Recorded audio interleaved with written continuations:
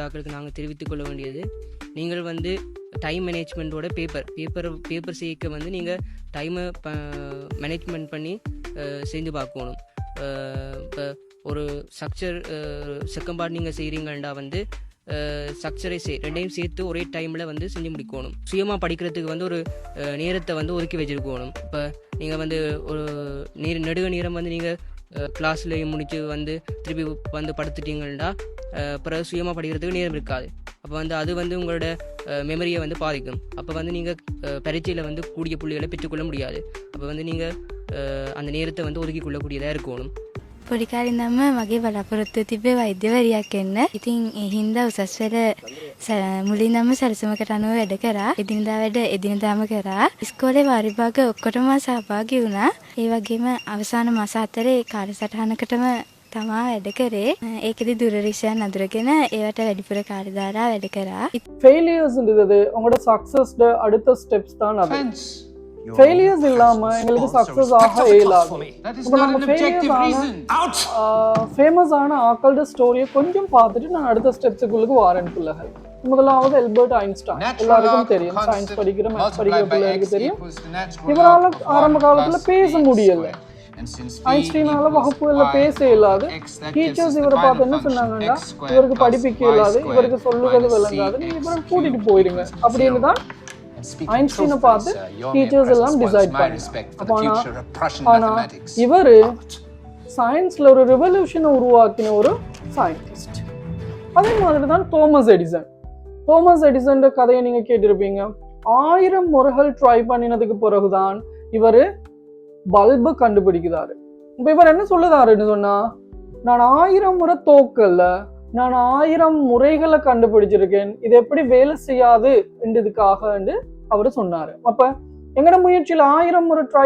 JK. Rolling கேள்விப்பட்டிருப்பீங்க, Harry Potter கதையை எழுதின இந்த ஜே.கே. ரோலிங் ஸ்டோரியை பாத்தீங்கன்னா 12 பப்ளிஷர்ஸால இவங்க ரிஜெக்ட் பண்ணப்பட்டிருக்காங்க. இவங்களோட கதையை கொண்டு போற நேரங்கள்ல இந்த கதை இன்ட்ரெஸ்ட் இல்லை, இது எடுபடாது சொல்லி ரிஜெக்ட் பண்ணிருக்காங்க. இதே நேரத்துல இந்த கதையை எழுதிய சிச்சுவேஷன் எப்படின்னா, அவங்க ஜாப்லெஸ், வேலை இல்லை, டிவோர்ஸ்ட், விவாகரத்தாகி, அதே நேரத்துல கவர்மெண்ட் ஃபண்ட் கொடுக்குற அந்த அமௌண்ட்ல தான் இவங்களோட லைஃப் போயிட்டு இருக்கிற நேரத்துல தான் இந்த கதையையும் எழுத தொடங்குதாங்க. அப்ப இந்த மாதிரியான ஒரு சிச்சுவேஷன்ல ஜே.கே. ரோலிங் ஹாரி பாட்டர் கதை ரிலீஸ் ஆகி பப்ளிஷ் ஆகுற நேரத்துல இன்னைக்கு உலகத்துல ஒரு பெரிய எழுத்தாளராக மாறி இருக்காங்க. அதே நேரத்துல பாருங்க, வால்ட் டிஸ்னி, இவரை பார்த்தோம்னு சொல்லிச்சுன்னா, இவரை ஒரு நியூஸ் பேப்பர் ஏஜென்சில இருந்து கிரியேட்டிவிட்டி இல்லைன்னு சொல்லி ஃபயர் பண்ணி அனுப்புதாங்க. உனக்கு கிரியேட்டிவிட்டி இல்லை, இது அழகா செய்ய தெரியல அப்படின்னு சொல்லி ஃபயர் பண்ணி அனுப்புதாங்க. பிறகு ஒரு காலத்துல டிஸ்னி இந்த கார்ட்டூன் கிராஃபிக்ஸ் வேர்ல்டையே உருவாக்குதாரு இந்த வால்ட் டிஸ்னி. அடுத்தவர் தான் எங்களோட மைக்கேல் ஜோர்டான். என்ன நடக்குதுண்டா, இவரோட ஹை ஸ்கூல் டீம்ல இருந்து வெட்டி விடுதாங்க. உனக்கு விளையாடலாம், உனக்கு திறமை இல்லைன்னு சொல்லி ஒரு நாள் ரூம்ல போயிருந்து அழுகுதாரு. சின்ன படியனாக இருக்கிற நேரத்துல மைக்கேல் ஜோர்டான் போய் ரூம்ல இருந்து அழுகுதா, எனக்கு ஒன்றும் செய்யலாது, ஆனா நான் இந்த ஸ்போர்ட்ஸ்ல ஜெயிச்சே ஆகணும் அப்படின்னு சொல்லி அழுது இருக்கிற காலங்கள் இருக்குது. காலப்போக்குல மைக்கேல் ஜோர்டான் எங்களுக்கு பாஸ்கெட் பால்ல ஒரு பிரபல்யமான பேராக மாறுறதுக்கு ஒரு காலம் வந்துச்சு. ஓப்ரா வின்ஃப்ரே வந்து டெலிவிஷனுக்கு உங்களோட முகம் சரி வராது, நீங்க அழகு இல்லை, உங்களால இதை செய்ய இயலாதுன்னு சொல்லி ரிஜெக்ட் பண்ணி அவங்கள நிறைய நேரம் வெளியே தள்ளி இருந்த காலத்துல ஏலும் சொல்லி முன்னுக்கு வந்து சாதிச்சு காட்டின ஒரு சாதனை பெண்மணி தான் ஓப்ரா வின்ஃப்ரே.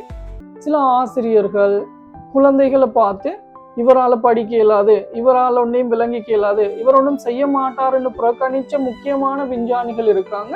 அப்ப இவங்களும் வந்து சாதிச்சு காட்டியிருக்காங்க. அப்ப யாராவது உங்களை பார்த்து உன்னால இயலாது, உனக்கு இது விளங்காது, உன்னால செய்ய இயலாதுன்னு சொன்னாலும் நாங்க விழுந்துடப்படாத பிள்ளைகள். சொல்லுதவருக்கு என்னால இயலும், என்னால செஞ்சு காட்டலும் என்ற தைரியத்தை நீங்க வளர்க்கணும்.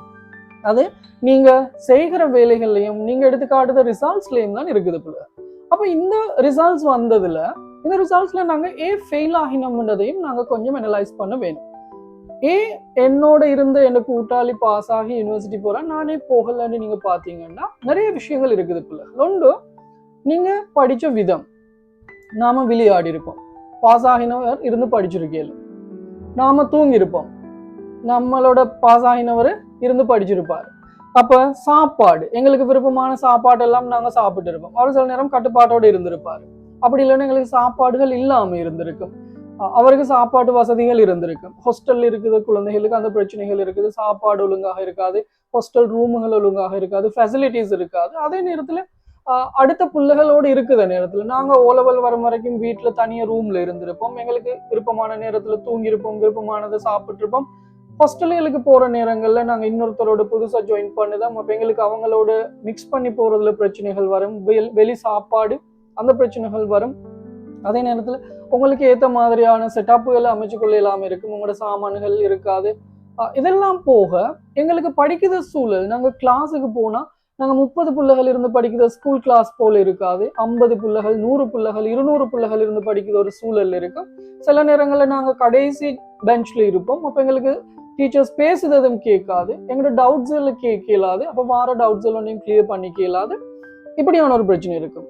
அடுத்தது தான் பிள்ளைகள் நீங்க படிக்கிற மெத்தட்ஸ்லயும் ஓலவல் போல சில பிள்ளைகள் என்ன செய்வோம்னா நாங்க புத்தகங்கள் எல்லாம் இருந்து பாடமாகிட்டு அப்படியே போய் எங்களுக்கு எக்ஸாம்ல கேள்வி வரும், எழுதுன்னு நினைச்சிருப்போம்.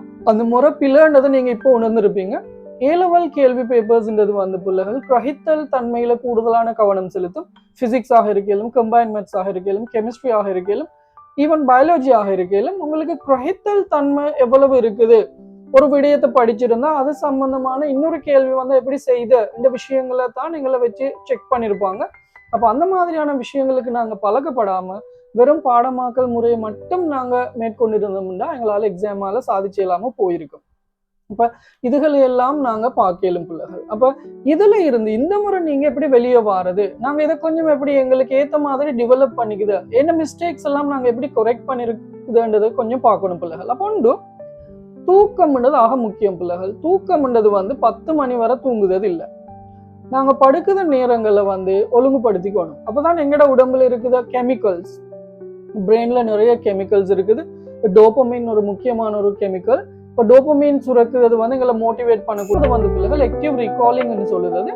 ஆக்டிவ் ரிகாலிங்னா என்னன்னா நீங்க ஒரு லெக்சர் முடிஞ்சிட்டு வந்த உடனே, ஒரு கிளாஸ் முடிஞ்சிட்டு வந்ததுக்கு பிறகு இரவைக்கு படிக்கிறதுக்கு ஒரு 20 மினிட்ஸ் இருந்தா அந்த 20 மினிட்ஸ்ல நீங்க படிச்ச பாடத்துல கொப்பியையோ புத்தகத்தையோ திறக்காம என்ன செய்யணும்னா நான் இன்னைக்கு என்ன படிச்சேன், எனக்கு என்ன விளங்கி இருக்குது, என்னென்ன விஷயங்கள் இன்னைக்கு சொல்லி தந்தாரு இந்த விடயங்களை நீங்க ஒரு சின்ன நோட் ஒன்று யோசிச்சு எடுக்கணும். அப்ப அதுல பார்க்கலும் எனக்கு எவ்வளவு ஞாபகம் இருக்குது, எவ்வளவு ஞாபகம் இல்லை, என்னென்ன விஷயங்கள் எனக்கு விளங்கி இருக்குது, என்னென்ன விஷயங்கள் எனக்கு விளங்கலன்னு உங்களால தீர்மானிச்சலும். அப்ப இது வந்து எங்களோட மூளையில ஞாபக சக்தியை கூட்டுறதுக்கு ஒரு முறை பிள்ளைகள். ஆக்டிவ் ரிகார்ட் பிள்ளைகள் நாங்க படிக்கிற விடயங்களை தொடர்ந்து மணித்தியால கணக்கு படிச்சுட்டு இருக்காம ஒரு விடயத்தை நாங்க இன்னைக்கு படிச்சோம்னு சொன்னா அந்த விடயத்தை திரும்ப ஒரு 3 நாளைக்கு பிறகு திரும்ப பாக்குது, அதே விடயத்தை திரும்ப ஒரு 7 நாளைக்கு பிறகு பாக்குது, அதே விடயத்தை திரும்ப ஒரு மாசத்துக்கு பிறகு பாக்குது.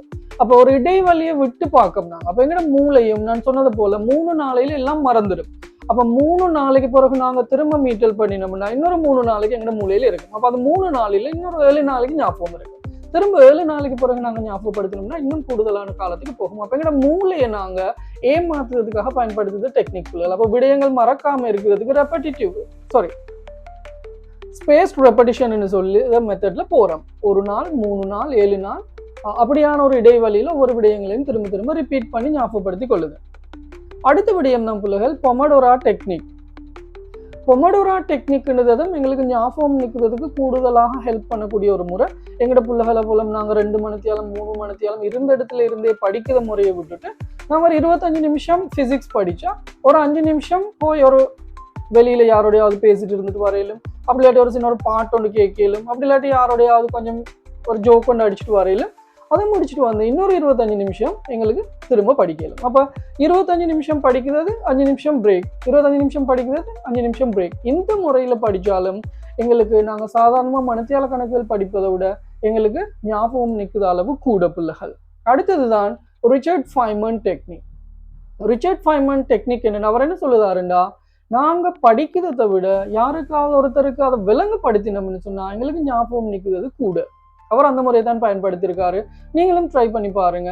உங்களுக்கு யாருக்காவது படிப்பிக்கக்கூடிய சந்தர்ப்பம் இருந்தா, இன்றைக்கு நீங்க ஒரு கிளாஸ் முடிச்சுட்டு வந்தா என்ன செக்ஷன் படிச்சோம்ன்றதை நீங்கள் கண்ணாடிக்கு முன்னால் இருந்து விளங்கப்படுத்தி பாருங்க. அப்போ அதில் பாருங்க உங்களுக்கு இன்றைக்கு படித்ததெல்லாம் சரியாக விளங்கி என்னால் விளங்கப்படுத்தலுமா. ஏலாம போச்சுதுன்னா திரும்ப ரெஃபர் பண்ணுங்க. என்னென்ன விஷயங்கள் எனக்கு விளங்கப்படுத்தி இல்லாமல் போச்சுதுன்னு பாருங்க, திரும்ப விளங்கப்படுத்துங்க. இந்த முறையில் படித்தாலும் பிள்ளைகள் எங்களுக்கு நாங்கள் சாதாரணமாக மணித்தியால கணக்குகள் படித்ததை விட லேசாக ஞாபகம் நிற்கும். நாங்கள் அடுத்த முறையை பார்ப்போம். மைண்ட் மேப்ஸ்ன்றதும் ஒரு ஆக முக்கியமான ஒரு விடயம் பிள்ளைகள். மைண்ட் மேப்ஸ்ன்றது என்னண்டா, நீங்கள் படிக்கிற நேரத்தில் எல்லா விடயங்களையும் எழுதி கட்டுரைகளாக எழுதி கொப்பிகளை நிறைக்காம நாங்கள் என்ன செய்யணும்னு சொல்லிச்சோன்னா, ஒரு விடயத்தை முழுசா நாங்கள் அப்சர்வ் பண்ணின பிறகு சின்ன சின்ன பகுதிகளாக கனெக்ட் பண்ணி பார்க்குறது. உதாரணத்துக்கு ஒரு வாழ்க்கை வட்டம் இப்போ நாங்கள் ஒரு நுழம்பிட வாழ்க்கை வட்டம் இல்லாட்டி ஒரு வண்ணத்தை பூச்சிட்ட வாழ்க்கை வட்டம் உண்டா, நாங்கள் முட்டை, குடம்பி, கூட்டுப்புழு, நிறையுடலி இந்த 4 கட்டங்களையும் நாங்கள் என்ன செய்யலாம், ஒரு சின்ன சின்ன படங்களாக போட்டு தொடுத்து விடலாம். இதையே நான் ஒரு வசனத்தில் எழுத போனேன், ஒரு பக்கம் எழுதணும். எனக்கு அப்போ அந்த ஒரு பக்கத்தையும் ஞாபகம் வச்சிருக்கிறத விட இந்த 4 படங்களையும் வச்சு எங்களுக்கு ஞாபகம் வச்சிருக்கேன் பிள்ளைகள். அப்போ இதைத்தான் சொல்லுறது மைண்ட் மேப்ஸ். அப்போ நீங்கள் படிக்கிறது உங்களோட ஃபிசிக்ஸாக இருக்கலாம், கெமிஸ்ட்ரியாக இருக்கலாம், கம்பைன் மேத்ஸாக இருக்கலாம், பயாலஜியாக இருக்கலாம், நீங்கள் படித்த விஷயங்கள் என்ன செய்யலும்னா உங்களுக்கு ஏற்ற மாதிரி ஒரு நோட்ஸ் புக்கில் நீங்கள் எப்பவும் ஒரு மைண்ட் மேப் ஒன்று கிரியேட் பண்ணிக்கோங்க. அப்போ அதை பார்த்தீங்கன்னா உங்களுக்கு நீங்கள் அன்றைக்கு 2 ஹவர் படித்த விஷயங்கள் ஒரு சின்ன ஒரு படத்தை வச்சதும் உங்களுக்கு விளங்கிடலும். ரைட், இந்த விஷயத்தை தான் நான் படிச்சிருக்கேன். அடுத்த மெத்தட் தான் பிள்ளைகள் இன்டர்லீவிங் ப்ராக்டிஸ்ன்றதும் ஒரு வித்தியாசமான முறை. இதுவும் எங்களுக்கு ஞாபக சக்தியை கூட்டுறதுக்கு ஹெல்ப் பண்ணக்கூடியது. இது A-level படிக்கிற பிள்ளைகளுக்கு ஆக கட்டாயமாக தேவை பிள்ளைகள். இது என்னண்டா, ஃபிசிக்ஸ் படிக்கிறதுக்கு இருந்தால் 2 மணித்தியாலம் 3 மணித்தியாலம் தொடர்ந்து ஃபிசிக்ஸ் படிக்கிறது, கெமிஸ்ட்ரி படிக்க இருந்தால் 2 ஹவர் 3 ஹவர் தொடர்ந்து கெமிஸ்ட்ரியை படிக்கிறது. அப்படி இல்லாமல் நாங்கள் என்ன செய்யணும்னா ஒரு 20 மினிட்ஸ் ஃபிசிக்ஸ் படித்தா அடுத்த 20 மினிட்ஸுக்கு வந்து மேத்ஸ் படிக்கணும், அடுத்த 20 மினிட்ஸுக்கு வந்து பயாலஜி படிக்கணும், அடுத்த 20 மினிட்ஸுக்கு வந்து வேற ஒரு பாடம் படிக்கணும். அப்போ நாங்கள் ஒவ்வொரு பாடத்தையும் இடைவெளி விட்டு வேறு பாடங்களை படிக்கிற நேரத்தில் எங்களோட மூளையையும் நாங்கள் மாற்றி யூஸ் பண்ணதால எங்களோட மூளையில ஞாபகம் நிற்கிற அளவு கூடுது பிள்ளைகள். அப்போ இந்த முறையையும் நீங்கள் கையாளல். இதெல்லாம் கொஞ்சம் செஞ்சு பார்க்கலும், செய்து பார்க்குற நேரத்தில் உங்களுக்கு வித்தியாசம் விளங்கும். அடுத்த முறை தான் பிள்ளைகள் பாஸ்ட் பேப்பர் ப்ராக்டிஸ். ஆக முக்கியமான ஒரு விடயம். எங்களோட பிள்ளைகள் எல்லாம் ஃபர்ஸ்ட் இயர்ஸ் முடிஞ்சு பாஸ்ட் பேப்பர்ஸை தொடுவதில்லை. ஃபர்ஸ்ட் இயர்ஸ் முடியும் வரைக்கும் கேட்டால் என்ன சொல்லுது, அது இன்னும் தியரி படிக்காமல் எப்படி கேள்வி செய்யுது. அது இல்லை பிள்ளைகள். உண்மையிலேயே மெத்தட் உங்களுக்கு தெரியும். நீங்கள் ஒரு எக்ஸாம் ஒன்று எழுதிட்டு வந்திருந்தா உங்களுக்கு அந்த எக்ஸாமில் எந்த கேள்வியெல்லாம் பிழை வந்துச்சுன்றது இன்னும் ஞாபகம் இருக்கும், எந்த கேள்வியெல்லாம் சரியா எடுத்தோம்ன்றது அப்போவே மறந்துருக்கும். அப்போ நீங்கள் என்ன செய்யணும், ஒவ்வொரு செக்ஷனும் படிக்க போகிறதுக்கு முதல்ல, கிளாஸுக்கு போகிறதுக்கு முதல்ல ஒரு 10 கேள்வியோ 15 கேள்வியோ நீங்கள் எடுத்து செஞ்சு பார்க்கணும். அந்த செக்ஷனில் வந்திருக்கிற கேள்விகள் எல்லாம் செஞ்சு பார்க்கணும். அப்போ சரியாக வந்தது சரியாகவும், பிள்ளையாக வந்தது பிள்ளையாகவும் படிங்க, பிரச்சனை இல்லை. நீங்கள் உங்களோட கிளாஸுக்கு போய் வந்து திரும்ப பாருங்க. ரைட், நான் இந்த கேள்விகளுக்கு எல்லாமே எனக்கு பிள்ளை வந்துச்சுன்றதை நீங்கள் திரும்ப தேடி விளங்கினீங்கண்டா உங்களுக்கு அந்த விடயங்கள் ஒன்றும் மறக்காது. அப்போ எங்களுக்கு இன்னும் கூடுதலான ஞாபகத்தில் நிற்கும் பிள்ளை. அப்போ இது நாங்கள் இன்னும் கொஞ்சம் ஸ்மார்ட்டாக படிச்சோம். அது மட்டும் இல்லை, ஒரு கிளாஸ் முடிஞ்சு வந்ததுக்கு பிறகு அந்த விஷயம் விளங்கியிருக்கான்னு பார்க்கறதுக்கும் கேள்வி பேப்பரை செய்யணும். அப்போ நீங்கள் நான் தியரியை ஃபுல்லாக விளங்கினதுக்கு பிறகு தான் பாஸ் பேப்பர் செய்வேன், தியரி ஃபுல்லாக விளங்கினதுக்கு பிறகு தான் கேள்விகள் செய்வேன் இருந்தீங்கன்னா ஒரு நாளும் படிக்கலாது. கேள்வியை செய்யத்தான் உங்களோட பிரெயினுக்கு நாங்கள் மெமரியை திரும்ப அனுப்புதோம். அப்போ எங்களுக்கு கூடுதலான அளவு ஞாபகம் நிற்கக்கூடிய சந்தர்ப்பத்தை உருவாக்குதோம் பிள்ளைகள்.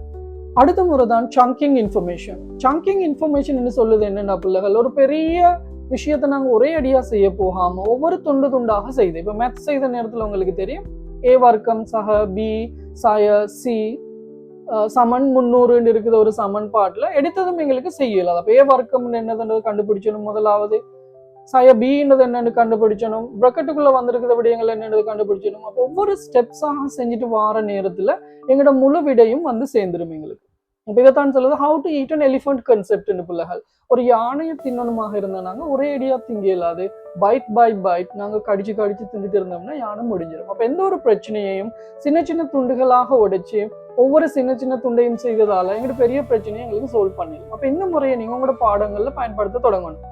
அப்போ படிக்கிறதுக்கும் எல்லா விஷயத்தையும் ஒரே அடியாக படிக்க போகாம ரைட், இன்றைக்கு நான் ஒலித்தொகுப்பு பற்றி பார்க்க போகிறேன், அப்படி இல்லாட்டி சுவாசத்தை பார்க்க போகிறேன், இல்லாட்டி சுவாசத்தை பற்றி பார்க்க போகிறேன்னு சொன்னால் சுவாசத்தில் தேவைப்படுகிற மூலப்பொருட்கள் என்ன, அப்படி இல்லாட்டி சுவாசத்தில் நடக்கிற ப்ரொசஸ் என்ன, சுவாசத்தில் நடக்கிற விளைவு என்ன, அந்த மாதிரி என்ன செய்யலாம் ஸ்டெப் பை ஸ்டெப்ஸாக உடைச்சு உங்களுக்கு விஷயங்களை படிக்கலாம் பிள்ளைகள். இது உங்களுக்கு உங்களோட பிரெயினில் ஞாபகம் நிற்கிற அளவு கூட்டி தரக்கூடிய ஒரு சந்தர்ப்பம். அடுத்த முறை தான் பிள்ளைகள் நிமோனிக் மெத்தட்னு சொல்லுது. நிமோனிக் மெத்தட்னு சொல்லுது என்னன்னா, உதாரணத்துக்கு எங்களோட ஆவர்த்தன அட்டவணை எடுத்தோம்னா நாங்கள் ஆவர்த்தன அட்டவணையில் இருக்கிற மூலகங்கள் எல்லாம் ஞாபகம் வச்சிருக்கிறதுக்கு எங்களுக்கு வேற ஜோக்கான சிரிப்பு வரக்கூடிய சொற்களை கொண்டு நாங்கள் ஒரு வசனத்தை அமைச்சு வச்சுக்குது. அப்போ அந்த வசனத்தை நாங்கள் அமைக்கிற நேரத்தில் அதை சொன்னால் எங்களுக்கு ஆவர்த்தன அட்டவணையில் இருக்கிற மூலகங்கள் எல்லாம் ஞாபகம் வரக்கூடிய மாதிரி இருக்குது. நான் ஒரு உதாரணமாக சொல்லுவேன். இப்போ இதே மாதிரி உங்களுக்கு என்ன செய்யலாம், உங்களோட மற்ற பாடங்கள்லையும் இருக்கிற விடயங்களை நீங்கள் இந்த மாதிரியான சொற்றொடர்களை உருவாக்கி வச்சுட்டீங்கன்னா உங்களுக்கு வேகமாக ஞாபகம் வச்சிருக்கக்கூடியதாக இருக்கும் பிள்ளைகள். ஏதாவது பாடமாக்கணும்னு நீங்கள் நினைக்கிற விஷயங்களை உங்களுக்கு விருப்பமான ஏதாவது ஜோக்கான சொற்களோட இணைச்சு நீங்கள் பாடமாக்கி வச்சுட்டீங்கன்னா அந்த விஷயங்களை வேகமாக ஞாபகப்படுத்துறீங்க. அப்போ இதுவும் எங்களோட மூளைக்கு நாங்கள் ஞாபகம் வச்சிருக்கிறதுக்கு கொடுக்குற ஒரு டெக்னிக். அடுத்த முறை தான் பிள்ளைகள் ஸ்டோரி டெல்லிங். அப்போ நீங்கள் ஏதாவது ஒரு விஷயத்தோட படிக்கிற நேரத்தில் லேசாக ஞாபகம் வச்சிருக்கிறதுக்கு என்ன செய்யலும்னு சொல்லிச்சுன்னா ஒரு கதையாக உருவாக்கி அதை ஞாபகம் வச்சிருக்குது. அப்போ ஒரு சின்ன ஒரு ரசாயன தாக்கமாக இருந்தால் சோடியமும் குளோரினும் தாக்கம் நடந்து சோடியம் குளோரைட் வருகுதுன்ற ஒரு சமன்பாடு இருக்கும்னா அந்த தாக்கத்தை எங்களுக்கு என்ன செய்யலாம், சோடியம் வந்துச்சாம் குளோரினோட சண்டை போட்டுச்சாம், ரெண்டும் கடைசியில சேர்ந்து சோடியம் குளோரைட்டாக மாறிச்சாம் அப்படின்னு சொல்லி ஏதாவது ஒன்று உங்களுக்கு ஞாபகம் வச்சிருக்கீங்களா. அப்போ அந்த ஸ்டோரி உங்களுக்கு நீங்க ஒரு பெரிய பேராகிராஃப் ஒரு புக்கை வாசிக்கிறதை விட கூடுதலான அளவு மெமரி உங்களோட பிரெயின்ல வச்சிருக்கும். அப்போ இதுவும் எங்களுக்கு டெக்னிக்காக படிக்கிறதுக்கு இன்னொரு முறை ஒன்று இருக்குது பிள்ளைகள். நாங்கள் அதான் சொல்லுது டுவெல் கோடிங். டுவெல் கோடிங்னு சொல்லுது என்னன்னா, நீங்க லெக்சர் நோட்ஸுகள் உங்களோட நோட்ஸுகள் எழுத நேரங்கள்ல கொப்பியா நிறைக்க போகாம நீங்க என்ன செய்யணும்டா, ஒரு படம் ஒன்றை வரைஞ்சி கொஞ்சம் கொஞ்சம் குறிப்புகள் எழுதி வச்சிங்கண்டா அந்த படத்தையும் குறிப்பையும் வச்சு உங்களுக்கு அன்றைக்கு படிச்ச விஷயங்கள் எல்லாம் ஞாபகப்படுத்தக்கூடியதாக இருக்கணும். அப்ப இதைத்தான் சொல்லுது டுவெல் கோடிங் பிள்ளைகள். அப்ப என்ன நடக்குதுன்னா, நாங்க விஷுவலாகவும் டெக்ஸ்டோடையும் சேர்த்து எங்களோட பிரெயினுக்கு நாங்க மெமரி அனுப்புதோம். அப்ப நீங்க நோட்ஸுகள் எடுக்கிற நேரத்துல அப்படி இல்லைன்னா ஒரு கிளாஸ் முடிஞ்சு வந்ததுக்கு பிறகு நீங்க வீட்லயும் ஒரு 20 மினிட்ஸ் படிக்கிறதுக்கு உட்கார்ந்ததுக்கு பிறகு என்ன செய்யலும்னா திரும்ப திரும்ப பேராகிராஃப்ஸ் எழுதாம சின்ன ஒரு படம் ஒன்று அதாவது சம்பந்தமாக வரையுது. இப்போ ஒரு சுவாசத்தை பத்தி அப்படி இல்லைன்னா எங்களோட சுற்றோட்ட தொகுதியை பத்தி நாங்க ஏதாவது படிக்கிற மாதிரி இருந்தா ஒரு ஹார்ட்டை நீங்க சாதாரணமா ஒரு சின்ன பிக்சராக வரைஞ்சி போட்டு ஆர்ட்ல இருக்குது ஆர்டரிஸ்ல உங்களுக்கு மார்க் பண்ணி விடையிலும். இப்போ அந்த மாதிரியான வேலை திட்டங்களை நாங்கள் கையாளுறதால எங்களோட பிரெயினுக்கு நாங்கள் இன்னும் மெமரி அனுப்புதோம் பிள்ளைகள். அப்போ இந்த மாதிரியான நிறைய விடயங்கள் இருக்குது. நான் இதில் கொஞ்சத்தை சொல்லியிருக்கேன். அப்போ இந்த மெத்தடுகளை கொஞ்சம் நாங்கள் யூஸ் பண்ணினா இந்த முறை எக்ஸாம் எழுதுறதால எங்களுக்கு நீங்கள் படிக்கிற மெத்தட் எல்லாம் மாறப்போகுது. உங்களோட ரிசல்ட்ஸில் சேஞ்சஸ் வரதுக்கு சான்சஸ் கூட இருக்குது பிள்ளைகள். அதே நேரத்தில் இப்போ ஃபர்ஸ்ட் இயர் ஜாயின் பண்ணத பிள்ளைகளும் நான் ஏற்கனவே சொன்னது போல சின்ன ஒரு இவலுவேஷன் ஒன்று செஞ்சு பார்த்துட்டு நீங்கள் உங்களோட கோர்சஸுக்குள்ளால போங்க. ஒன்று தான் உங்களுக்கு இந்த துறையில போறதுக்கு விருப்பம் இருக்குதா, இந்த துறையில போனா உங்களால சாதிக்கலும்னு நம்பிக்கை இருக்குதான்றது முதலாவது. உம்மா சொன்னா, வாப்பா சொன்னா, ஃப்ரெண்ட்ஸ் சொன்னாங்க, டீச்சர்ஸ் சொன்னாங்கன்னு சொல்லி நீங்க போக வேணும். உங்களுக்கு எது விருப்பமோ அதை செய்யறதுக்கு நீங்க முன்னுக்கு போக வேணும். ரெண்டாவது பிள்ளைகள் உங்களோட சூழலை நீங்க உங்களுக்கு ஏற்ற மாதிரி அமைச்சுக்கணும். உங்களோட சூழல் ஏதாவது பிரச்சனை இருந்தா நீங்க உடனே உங்களோட பேரண்ட்ஸோட கான்டாக்ட் பண்ணி நீங்க சொல்லுங்க, எனக்கு இந்த அமைப்பு சரி வரல, எனக்கு நான் வேறொரு அமைப்புகளால போனா தான் படிக்கலும் இல்லாட்டி ஃபெயிலியர் ஆகும்னு சொன்னதை டிரெக்டா சொல்லுங்க பேரண்ட்ஸுக்கு. அந்த மாதிரியான ஏற்பாடுகளை செய்து கொள்ளுங்க. அடுத்தது தான் பிள்ளைகள் இந்த படிக்கிற மெத்தடுகளை ஸ்மார்ட் லேர்னிங் மெத்தடுகளை கொஞ்சம் யூஸ் பண்ணுங்க. இந்த மெத்தடுகளை எங்களோட பழைய மெத்தடுகள்ல இருந்து கொஞ்சம் விட்டுட்டு புது மெத்தடுகளை யூஸ் பண்ணி பாஸ் பேப்பர்ஸ் எல்லாம் செய்யறதுக்கு நோட்ஸ் எல்லாம் கிரியேட் பண்ணுறதுக்கு நீங்க ட்ரை பண்ணுங்க. அப்போ உங்களுக்கு கூடுதலான விஷயங்கள் விளங்குறதுக்கு சான்ஸ் இருக்குது. பேப்பர்கள் செய்யறதுக்கு ஈஸியாக இருக்கு. இப்போ இது இந்த எக்ஸாம்ல தோத்த பிள்ளைகளுக்கும் நான் தோத்துட்டேன்னு நினைக்கிற பிள்ளைகளுக்கும் இப்போ எக்ஸாம் எழுதுறதுக்கு ஜாயின் பண்ணத பிள்ளைகளுக்குமாக நாங்கள் செஞ்ச வீடியோ இது. எங்களோட கவலை எப்பவும் எங்களோட பிள்ளைகள் எல்லாரும் ஒரே மாதிரியான ரிசல்ட்ஸ் எடுக்கணும், அவங்களுக்கு ஒரு நல்ல சூழல் அமையணும், அவங்க படிக்கிற மெத்தடுகளை மாற்றணும்ன்றதுக்கான ஒரு முயற்சி தான் பிள்ளைகள். இந்த மாதிரியான இன்னும் மேலதிக வீடியோகள் எங்களோட சேனல்ல வரும். இந்த வீடியோ பிடிச்சிருந்ததுன்னா எங்களோட சேனலை வந்து சப்ஸ்கிரைப் பண்ணி பெல் ஐக்கான்ல கிளிக் பண்ணுங்க. நாங்கள் மேலதிகமாக ஏதாவது வீடியோஸ் போட்டால் அவங்களுக்கு நோட்டிஃபிகேஷன்ஸ் வரும், அதுல இருந்து கேட்கும்.